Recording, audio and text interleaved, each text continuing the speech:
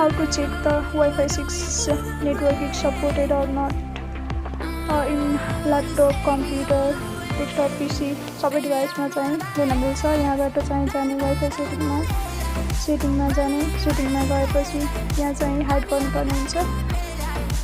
मेल देखाउँछ, मेल त्यसले गर्दा चाहिँ यहाँ हाइड गरिदिएको छु। अनि तल चाहिँ नेटवर्क सेटिङमा जाने,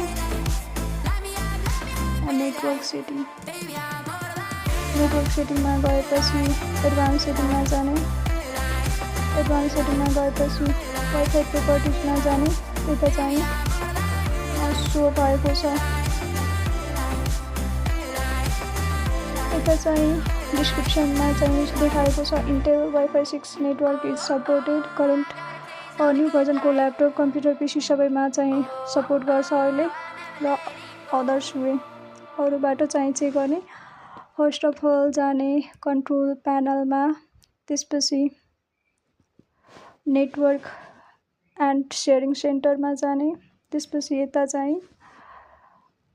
जाने चेन्ज एडाप्टर सेटिङमा, त्यसपछि यता चाहिँ सो भएको छ इन्टेल वाइफाई 6 योमा चाहिँ सपोर्टेड गर्छ।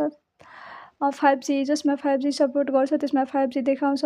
अरूमा चाहिँ धेरै पुरानो डेस्कटप पिसीहरूमा चाहिँ 2.4G मात्र सपोर्ट गर्छ भने 2.4G देखाउँछ।